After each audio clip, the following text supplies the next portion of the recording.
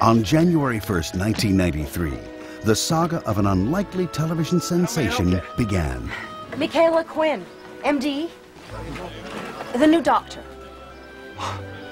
I'm afraid I don't quite understand. The telegram said Michael Quinn. I believe I spelled it out quite clearly. That's Michael with an A. My father was expecting a male. So was I.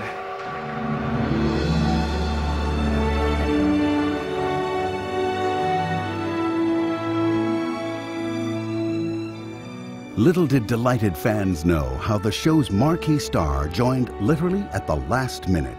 I was first approached for Dr. Quinn when I was actually in desperate financial straits. I'd called my agent and I had a divorce happening. I found out I was incredibly in debt that I didn't know about, and I had to work yesterday. So he called all the networks and said, Jane is willing to do anything, including a series. And CBS said, well, we have one called Dr. Quinn, but she has to decide by tomorrow morning at 10 a.m. So at 7 p.m. the night before, I was handed the script. I read it that night. I read it again the following morning. I had tears in my eyes. It really spoke to me. I went immediately to meet Beth Sullivan for the first time at noon. We had lunch. I went immediately into hair and makeup where they started fitting costumes. I started work the next morning at 6 a.m. With the pilot airing opposite the Orange Bowl, CBS's expectations weren't high. The reviews had been scathing. I mean, the New York Times said it was the worst show since My Mother the Car. We all knew that we were given the death slot and we were opposite the Orange Bowl, and we made the top 10 both nights, 2 nights in a row. I think we came in 7th and 10th. Soon after that, Beth Sullivan, the producer, called and says, I've got a job for you, got a lot of work ahead of it, and boom, there we were. Dr. Quinn's Saturday night success surprised everyone except series creator Beth Sullivan. I remember Beth Sullivan telling us when we got that time slot that it was a blessing, and everybody thought she was crazy.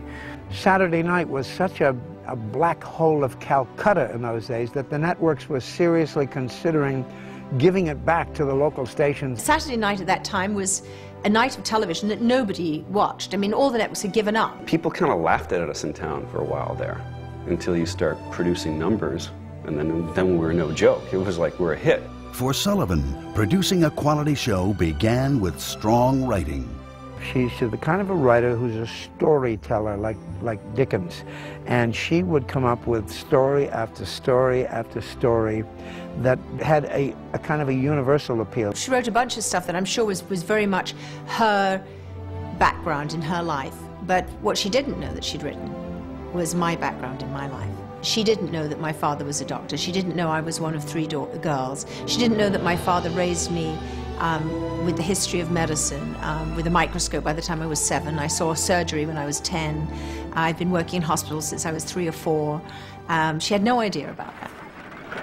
For authenticity, the show was shot entirely on location on the Paramount Ranch in the wilds of the Santa Monica Mountains. Dr. Quinn's set wasn't a controlled environment at all. We couldn't control the sound, and we were in an area where on Tuesdays, I think it was, when garbage would be picked up, you'd hear the trucks backing up, and they didn't have those in 1872. We'd get up there at 6 in the morning, and it was freezing, and we'd put our long johns on. Then by noon, even in the winter, the hot sun, baking in the valley we were in, we were sorry we had the underwear on. People are dressed in full outfits, garb on, and just boom, dropping left and right. Bees and wasps. There were scenes we would do.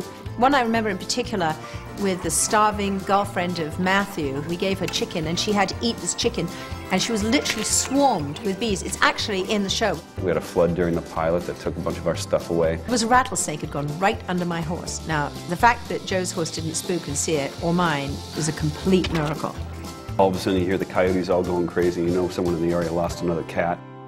While filming the episode titled Giving Thanks, off-screen danger spread to the set. A large majority of the area around us was on fire. Malibu was burning, Calabasas was burning, and we were right in the middle. It was scary, and we kept shooting, and we wondered, is one of the 2 roads going to be closed off? Well, it was. Well, now we only had 1 road to get out. What if we were trapped there? And the sky was black because of the fires, and there were pieces of ash falling on my face, and they'd do another take, they just picked the ash off. Like what happened in Pompeii, and we kept on thinking, are they going to find us like this in the morning, buried in ash?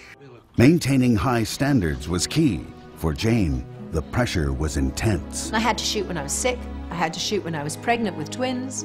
At the end of the day, it was Dr. Quinn, Medicine Woman, and the success of the show depended upon Jane. I was hoping that we might learn from one another. I'm willing if you are. Jane, of course, was in every show and practically a lot of times in every scene. In the beginning, I would work 16 to 18-hour days.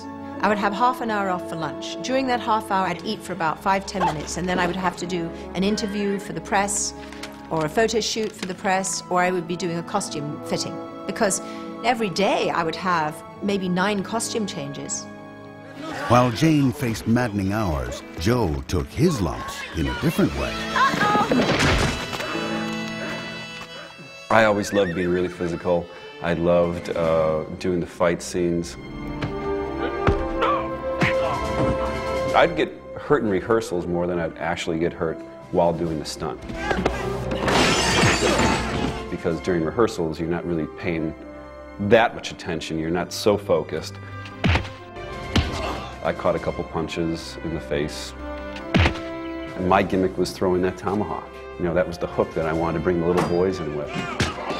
Learning to ride bareback, that was a huge challenge. That involved a lot of ice. Running across the top of a train. I mean, how often do you get to do that? I thought that was pretty cool. The fact that I could do a lot of my own stunts made the character that much more believable. Despite the rigors of shooting, the cast still found ways to unwind. Orson, you know, he's so funny. He would just be like talking, doing a crossword puzzle, something else. 3, 2, 1, action. Ah, Sully. Ah, who are you kidding? We both saw those scroungers. Orson and Jim Knoblauch, who played Jake Slicker, was famous for finding a fresh piece of horse dropping, sticking in someone's pocket. I love Jim Knoblauch. He did terrible things to me, terrible things to me. I fell asleep one day in my chair in the hot sun, woke up, and there was a horse bun on my lap. Some laughs even came at the doctor's expense. It became a running joke that, you know, it seemed like constantly she was trying to cut off somebody's something. I remember being stuck in a mine shaft and she was going to cut off my leg. I think I was injured or sick more than practically anyone on the show.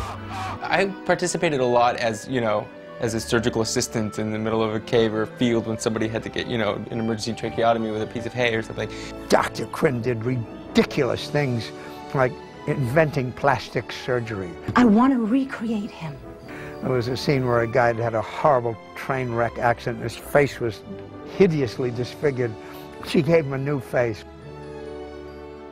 Well, okay. As the show's popularity grew, everyone realized just how big their little family show had become. Eventually, we were being seen in 90 countries. I'd say, you know, where are you from? I'm from Osaka, Japan. I'm from Munich, Germany. I mean, all over the world. Australia, Poland, Russia, they really hooked into something about the show. I mean, I went to El Salvador with UNICEF, and I'm in the middle of literally a garbage heap with the poorest, saddest people in the world. And they all scream and yell and run up to me and go, "Dr. Quinn, Dr. Quinn." For the cast, Dr. Quinn was a labor of love that brought families back to network TV. I think it uniquely struck a chord with people globally, which is also unique, because it dealt with the human condition. And it took issues that we're dealing with today, very relevant issues, whether it's about parenting, medicine, ecology, religion, race, education. I mean, you name it, we covered it.